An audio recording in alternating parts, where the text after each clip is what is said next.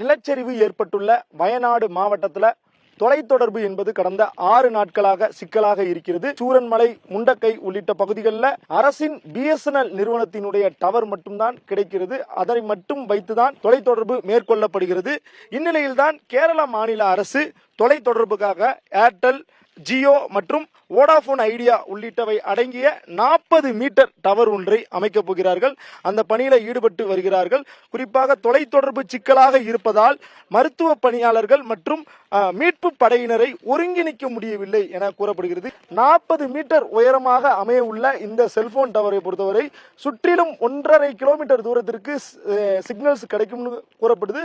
குறிப்பாக இணையம் போன்ற சேவைகளுக்கான பிரத்யேகமாக கருவிகள் இந்த செல்போன் டவர்ல பொருத்தப்பட்டிருக்குது. இதன் மூலமாக இன்றிலிருந்து அனைத்து விதமான நெட்வொர்க்குகளும் இந்த பகுதிகளில் கிடைக்கும் என இங்குள்ள அதிகாரிகள் தெரிவிக்கிறார்கள்.